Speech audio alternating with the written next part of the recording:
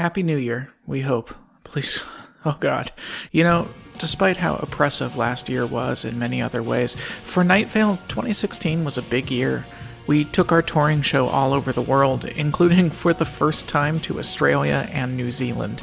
We sold out a West End theater and blocked traffic in the road in front of it with the people waiting to get in. And we published 2 books, our first 2 volumes of episode collections. And we made a brand new podcast network, Night Vale Presents, launching 3 new shows that appeared on year-end best-of lists in places like The Guardian and IndieWire and The New York Times. And we also made 20 episodes of this show for you, including our big 100th episode celebration a couple weeks ago. I just want to remind you here for a moment that Night Vale Presents has just 4 full-time employees, and that is including Jeffrey and I. It has been a busy year, and 2017 is going to be just as big, if not bigger, for us. Obviously, another year of this podcast. We love spitting out these strange stories for you. Your favorite Night Vale Present shows will come back for second seasons, and we also have more new podcasts we plan to launch this year. We have a second Night Vale novel that we are finishing as we speak, the paperback release of the first Night Vale novel, more of our popular live shows, and other stuff that isn't quite ready to announce publicly, but that we are bursting to tell you. We're gonna keep going, folks. Art has to keep happening. See you on the west coast of North America with the last run of our current touring script, Ghost Stories, this February. Tickets available now. Keep your eye on this space on January 15th, that is the next episode, for the details of our next tour after that, which will be of a brand new script that no one, not even us, has heard before. Our live shows are a blast. Come have fun with us. And now, enjoy an old favorite episode of ours that has been remastered for better audio quality and also updated in a few small ways. Welcome to a new year. Let's make it the best one we can. Flying is actually the safest mode of transportation. The second safest is dreaming. The third safest is decomposing into rich earth and drifting away with the wind and rain. Welcome to Night Vale.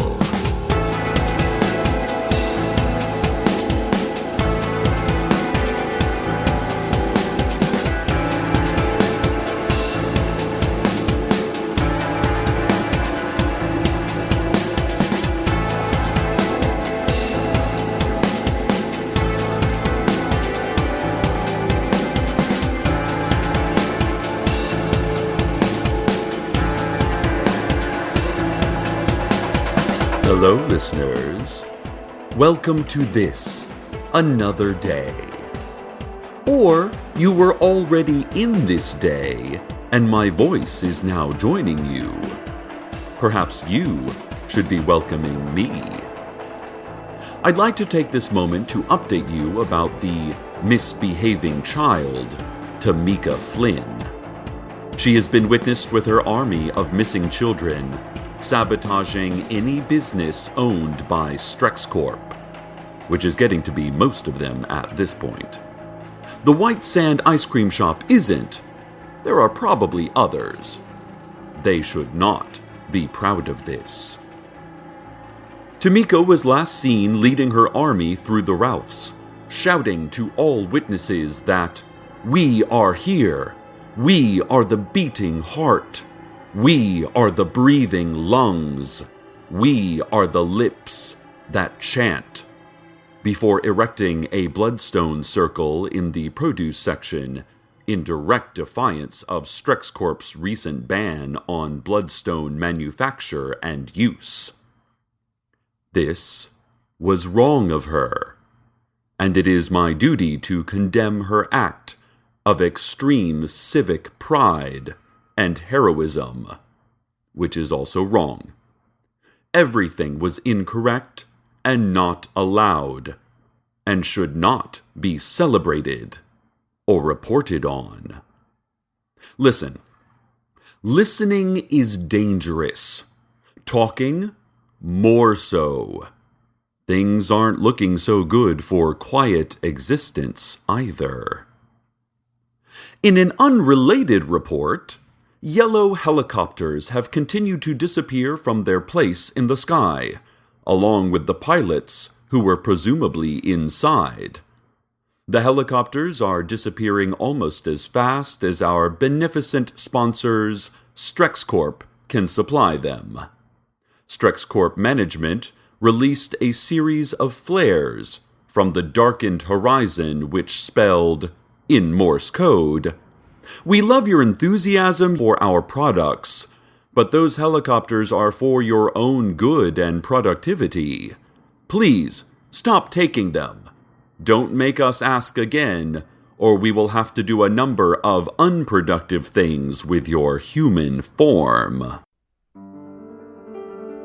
Also, and I don't even know why I'm bringing this up, there was a new woman drinking coffee at the Moonlight All-Night Diner this morning. She smiled twice and frowned once, and her fingers tapped out a rhythm. There was nothing unusual about the rhythm. She ordered a second coffee. The woman from Italy is arriving today. Nothing can stop her from coming this way. She will not hear pleading. She cares not for succor. She is the woman from Italy. Bow low before her. All the children in town know to hide in their rooms. The adults have forgotten. They'll recall all too soon. Her hands are like storm clouds with lightning-quick talons. All before is a murmur. All after is silence. And ate the last of her eggs. Nothing more to report on the woman at this time. I don't even know why I reported what I just did. The vague yet menacing government agency would like to address the lights and sounds seen in the scrublands just off Route 800 yesterday. Many townspeople reported seeing a great craft alight on the ground and disgorge spindly creatures of enormous size, wavering up into the darkness, with limbs that's angle and attachment met none of the criteria of human biologic knowledge. The agency would like to inform you that what you mistook for the scrublands was actually your grandmother's house. That what you mistook for a great craft was your grandmother, with whom you have a tense but ultimately loving relationship. And what you mistook as enormous spindly creatures were the words you and your grandmother exchanged, pleasantries, and reminiscence to avoid discussing all the hurt that lies behind you, and the ultimate ending to your shared past that is foreshadowed by her every forgetful moment, every tremble in her hand. There is no such thing as aliens, says the vague yet menacing government agency. Your grandmother is dying, and so are you. You have this in common. Celebrate it. A memo from the owner of the Ace Hardware on 5th and Shea Street. They will no longer tolerate baristas lining up for day jobs in their parking lot. Every morning at dawn, dozens of baristas with newsboy caps, waxed mustaches, and knit ties tucked into button sweater vests continue to crowd the parking lot, foreheads beaded with desperation and hoping to be picked up to operate unlicensed espresso machines.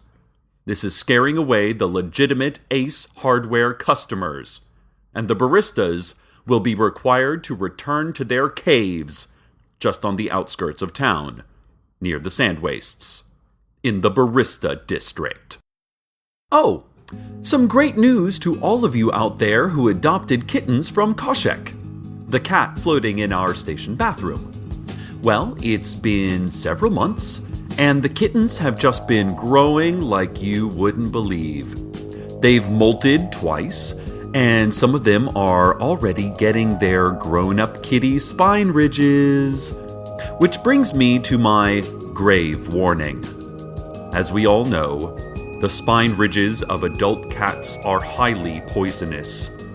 If you are coming to see a kitten that you have adopted, it is important that you check for the location and severity of the spine ridge before attempting any petting. Also, keep your hands away from their mouths. A few of them have developed their venom sacs. We lost 2 cat adopters already this month, so let's just be careful, people. And let's take care of these cute little kitties. Who's my adorable little kitten with your adorable tendril hub? It's you! It's you! I'm not even sure why I bring this up, but the new woman is wandering down Main Street, checking out the various knick-knack stores and antique shops and chanting dens and food wallows that have been springing up with all this new money flooded into Night Vale from one single, uncomfortably efficient source. She is window shopping, but hasn't found one she likes yet. Bay windows, stained glass, a car window taken from a 1983 Honda Odyssey.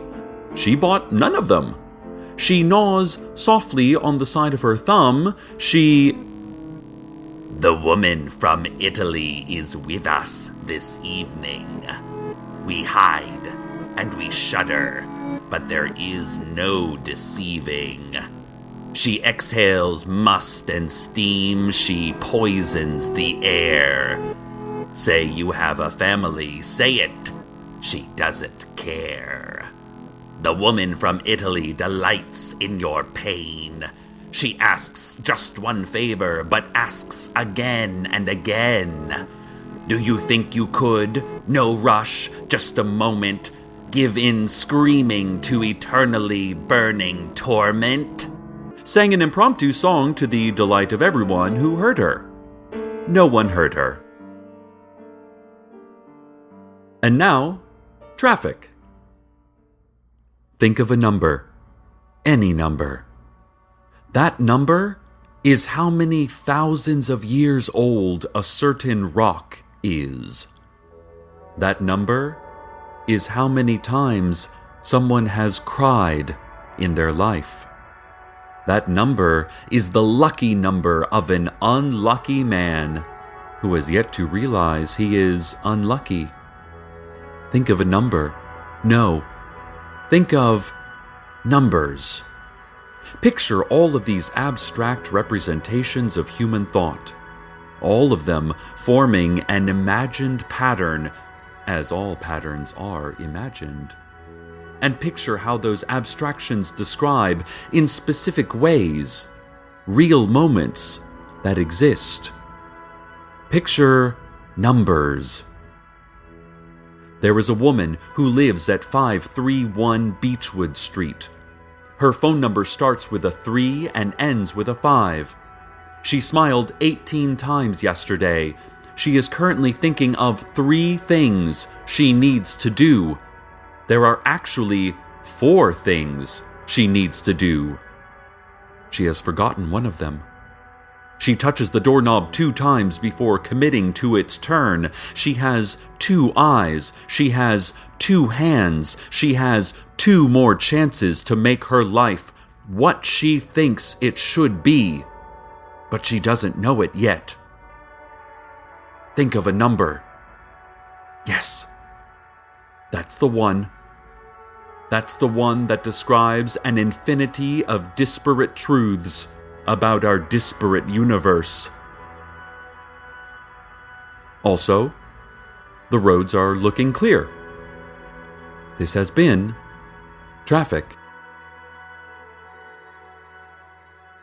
And now, a word from our sponsors. Filler text to be replaced with actual material.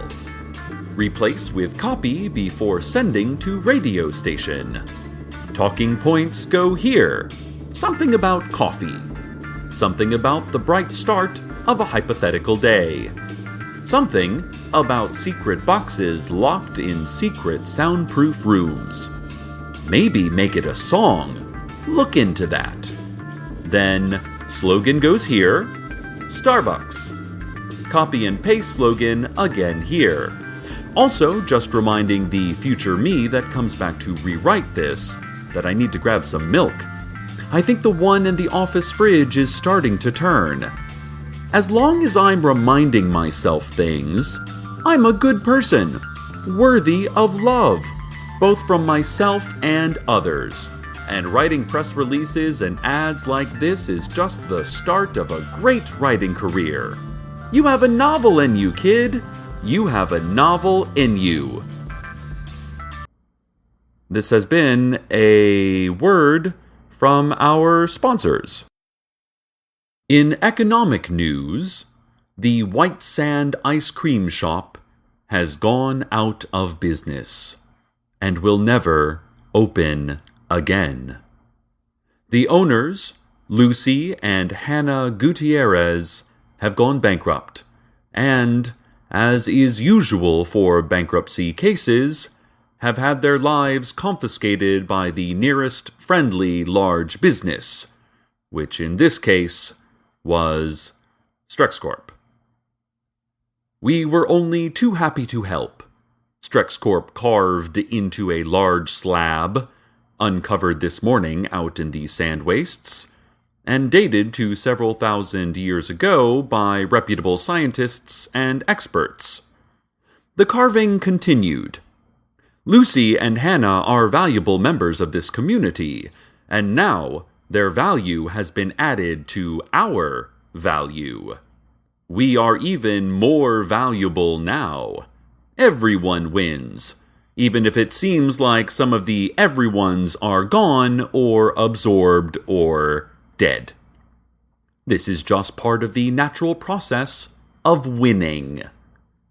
Archaeologists were baffled when presented with the content of the carving and evidence of its age, saying that just moments ago they were working in a museum in Los Angeles and they have no idea where they are or how they were so suddenly brought here.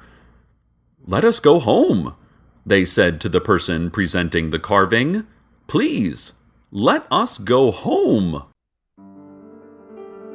In a story that will interest no one, the new woman is sitting on a bench in Mission Grove Park, reading an old paperback copy of a book apparently called Bridge of Birds.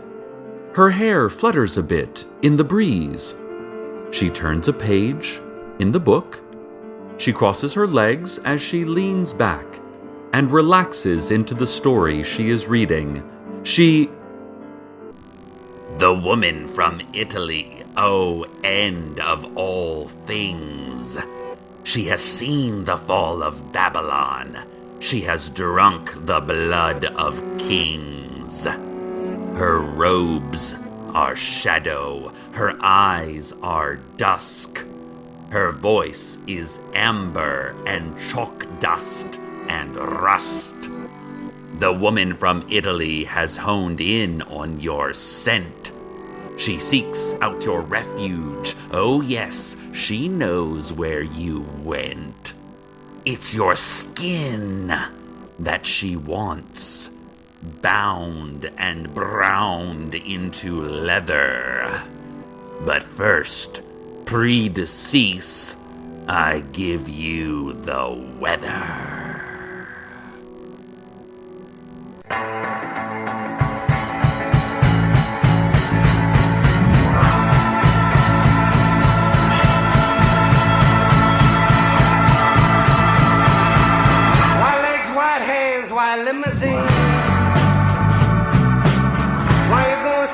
Cincinnati Queen. Could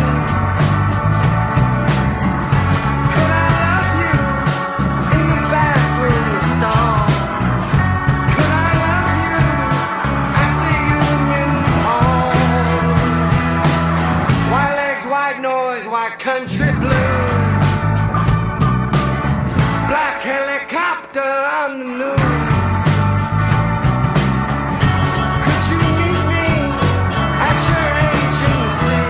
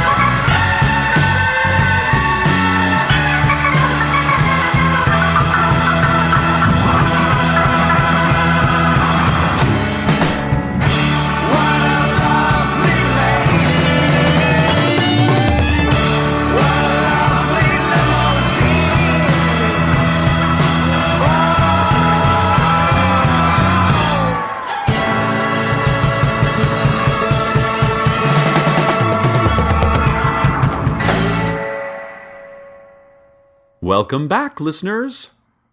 Usually, after the weather, I am here to tell you about how we have been saved from some world-ending danger that, for whatever reason, has failed again to end our world. But today I have no such report, because there is no such danger. Or, there is an infinitude of such dangers. Rocks hurtling unseen from space? Gamma-ray bursts created by chance and utterly destroying by chance? Disease? War? Hunger? Or the slow dissipation of it all? Not by the sudden, but by the gradual always. But now is not the time for such light-hearted, childish thoughts. Now is the time for me to talk. Let's see. What can I talk about? Well, that new woman. The one I have been for some reason reporting on. She is leaving town. She has bought a Razor scooter from the pawn shop and is using it to skim her way down the shoulder of Route 800. Destination and origin both unknown. But we know where she is now. Good for us. Any information is impressive in such an opaque world. Cars honk and swerve. There are a few accidents. A man gets out of his car and looks at his bumper, fists on his hips, his mouth half open, saying, "Well, what is this now? Well, what is this now?" The woman does not seem to hear him, or anything else. She is skimming slowly out of town. Her hand raises. It waves goodbye. Her shoulders bounce slightly with the imperfections of the road.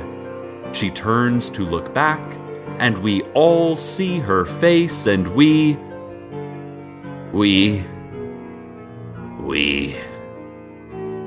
The woman from Italy, oh merciful goddess. Her victims are legion, but this evening they're not us. We grab grateful breaths from the night-shaded air, bated breaths, fearful breaths, but breathe deep, nothing there. The woman from Italy is gone, but then not for always. She waits behind doors and at the end of dark hallways. She follows no logic, exists solely for spite. But you are safe for now, dear listener, so good night, Night Vale. Good night. Welcome to Night Vale is a production of Night Vale Presents. It is written by Joseph Fink and Jeffrey Craner and produced by Joseph Fink. The voice of Night Vale is Cecil Baldwin. Original music by Disparition. All of it can be found at disparition.info or at disparition.bandcamp.com. This episode's weather was White Limo by the Felice Brothers. Find out more at thefelicebrothers.com. Comments, questions, email us at info@welcometonightvale.com or follow us on Twitter at Night Vale Radio, or find the darkest, quietest part of your home and stay there for a while. Check out welcometonightvale.com for more information on this show and to keep up with us when we're away. And while you're there, consider clicking the donate link. It helps us continue building this palace of skulls. Today's proverb. Well, it's 2017. So there went that excuse. What do we want to start blaming to avoid despair now?